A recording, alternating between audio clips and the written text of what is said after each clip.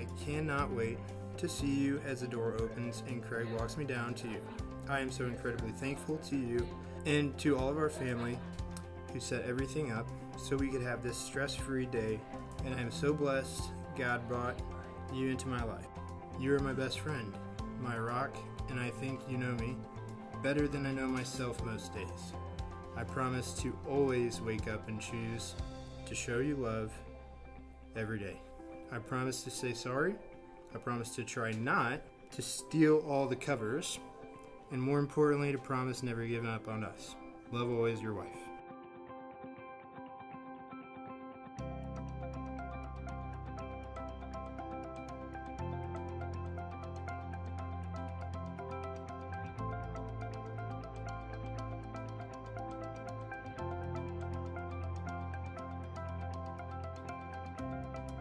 Honey, this is my letter to you.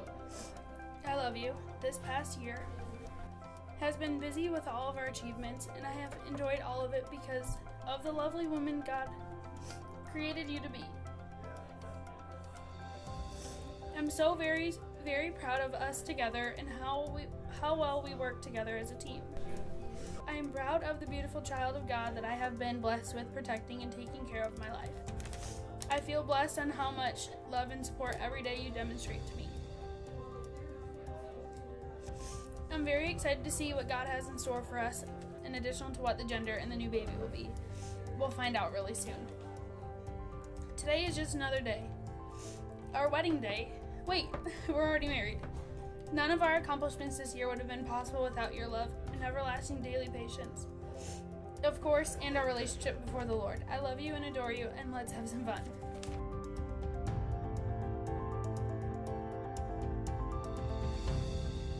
I've known Marissa since we were in elementary school, well, since kindergarten actually. So we've been lifelong friends. A little bit about Marissa, if you already don't know, she's probably the most hardworking woman you will ever meet. Look at this wedding she put together in only a few months. She is a true friend. No matter where you go, you are a phone call away. We could not talk for a couple months, and I could pick up the phone and call you, and we would be like we were teenagers again, talking about high school and our car rides. She's an absolute truly grateful to have her in my life, and I will forever cherish you forever. You're my forever friend. To Matthew, you are truly a blessing in her life. She's been wishing for you ever since you were little. You're making her dreams come true.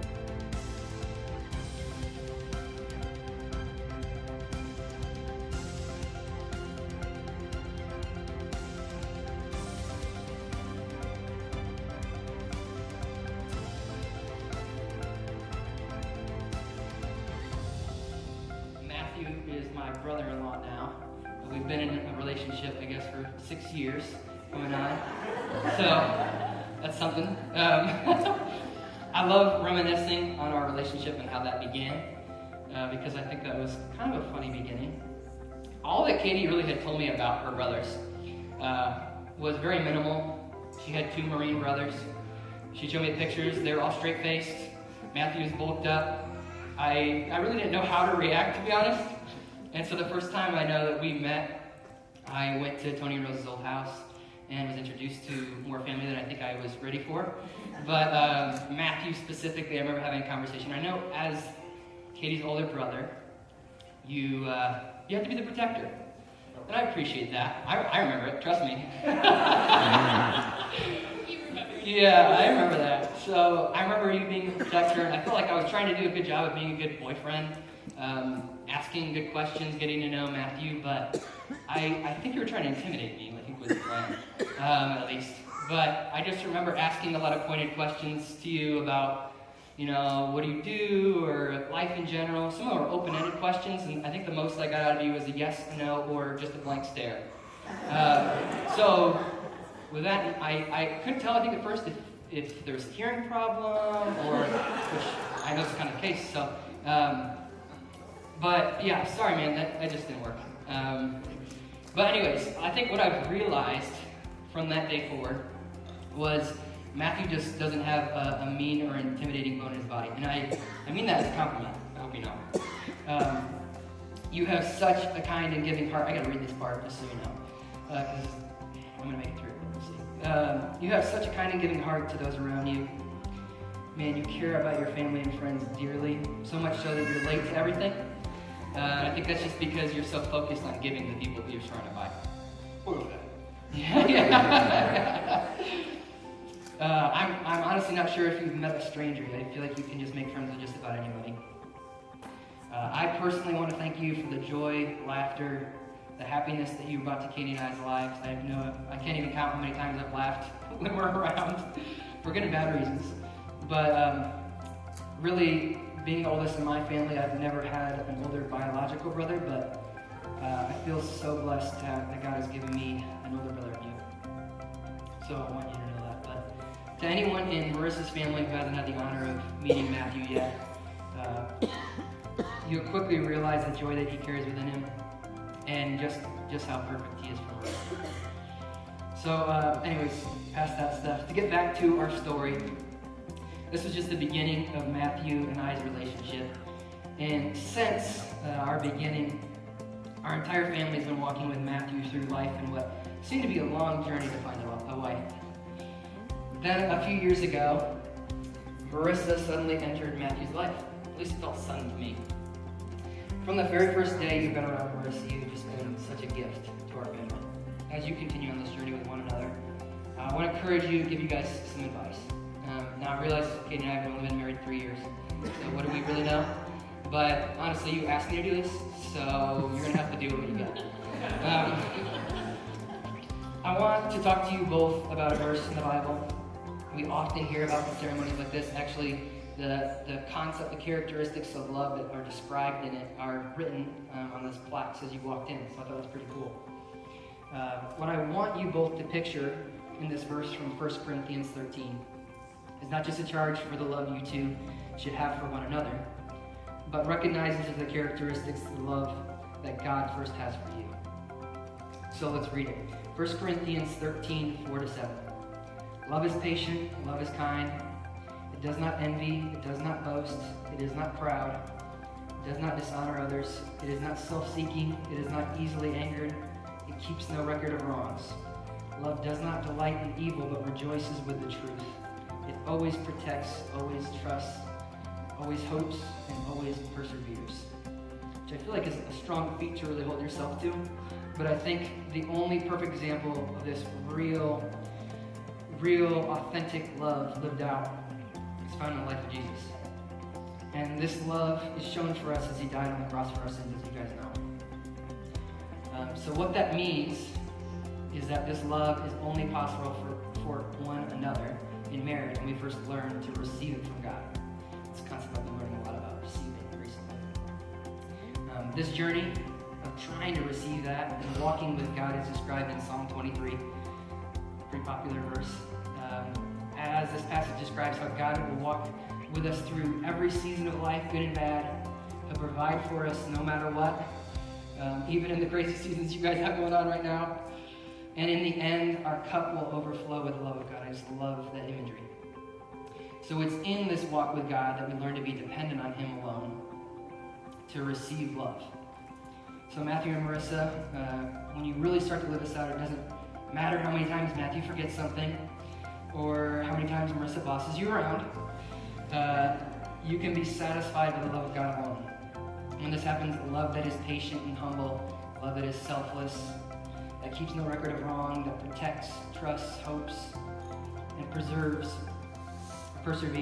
will be the love that each of you have for one another.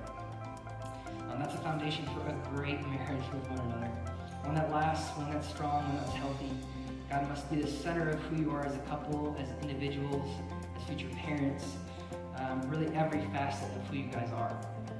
It's our reliance on him that allows us to be everything that we should be for one another. So I want to challenge you guys today to take this as a reminder to lean in together to the love of God that God has for each of you and learn to take after his example as you continue loving one another. It's because of God's love, that your marriage is not going to only survive over the years, but it's going to thrive. I'm excited to see what that's going to look like. So as we recite our vows in a second, I want you to get excited about this real love that you guys can both grow into after today.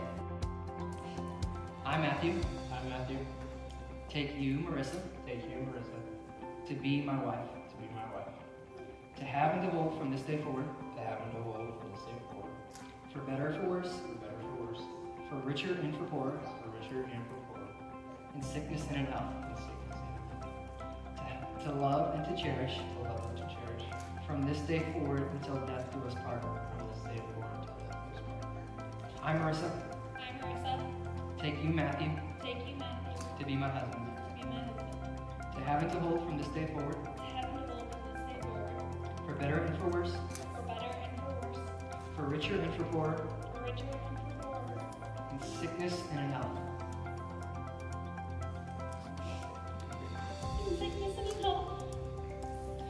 To love and to cherish, from this day forward until death do us part.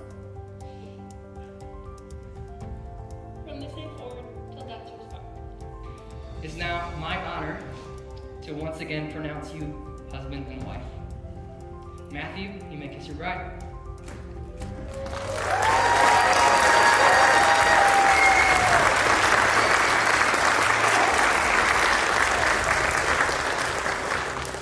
I present before family and friends, once again, Mr. and Mrs. Matthew McFee.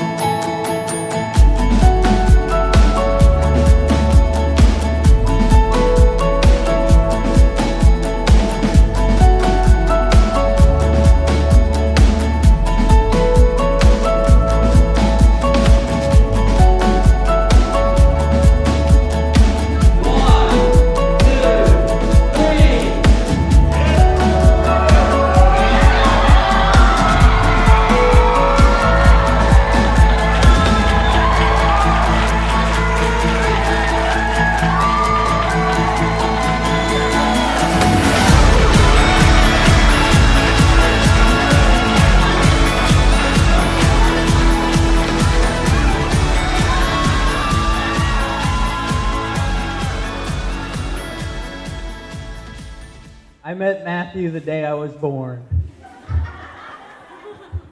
And he's been hanging around with me ever since. From pestering me with a wooden spoons as toddlers, all the way to living together when we were in our young 20s.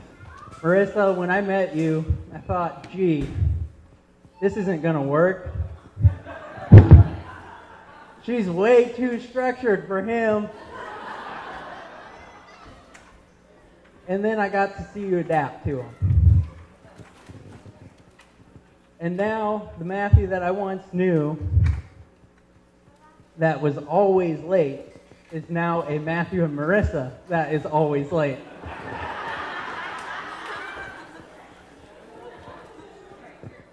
You know what they say, if you can't beat them, you might as well join them. I've been inspired by you two as I've watched you grow in Christ together. I've watched the way you've both handled arguments, the way you've handled the fun moments and turned bad moments into fun moments, the way you handle her crazy and the way she handles yours. And it's as close to a perfect match as it's going to get. So if you will, raise the toast with me.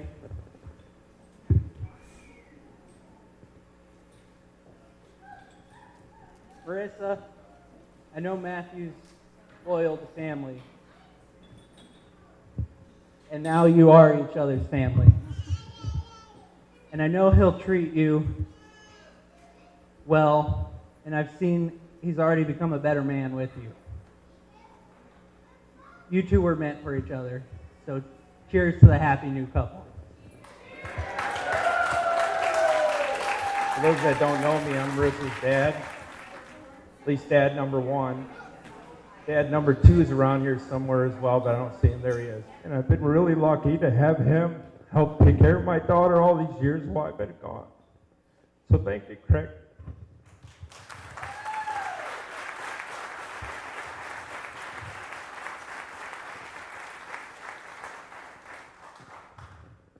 Especially during those lean years when it was early, when we were 18, 19, and 20, and we were all struggling back then. So thank you. I want to say thank you to John. John, you're like dad number three.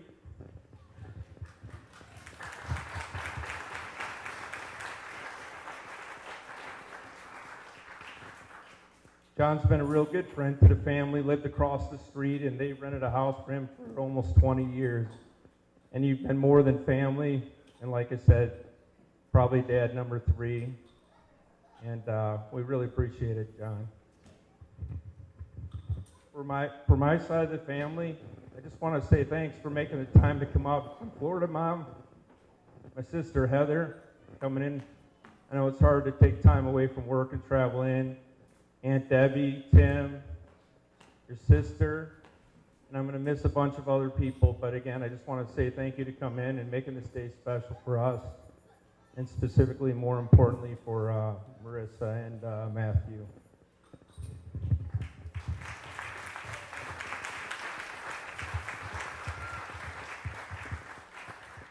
I'm starting to think it might have been easier to walk her down the aisle, Craig.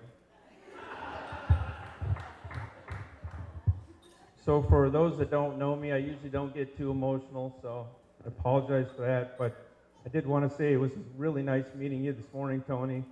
I really enjoyed the breakfast, and your son was wonderful, making the time to make the meal, and it's been really nice meeting the family. And yourself and Rose has been really good to us, and so thank you for that. And I know you guys traveled the farthest, I think, from Hawaii. So Michigan didn't seem so far after that. But I wanted to say thank you. And lastly, I wanted to say a few things about my daughter. You know, for those that know her a little bit, she might be a little mild-mannered, not very direct, probably unorganized. I may have that a little wrong or out of sequence there, but in all seriousness, you know, she's done really well, and I'm really proud of her. She was the prom queen, president of student council, graduated from Michigan State, It was nice that she got a promotion recently, but what you may not know is she was number 1 of 26 last year in her district.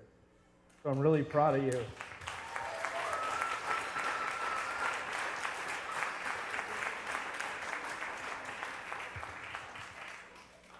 And I take no credit for that. I just wanted to say, Tanya and Craig, you guys did a really good job. And I'm really proud of you guys as well. But I think, without further ado, I think the next thing is the dance. And lastly, I just want to wish you and Matthew the best during those trying times over the coming years. I hope you remember tonight and how it started and draw strength from this evening in order to keep it going. Congratulations.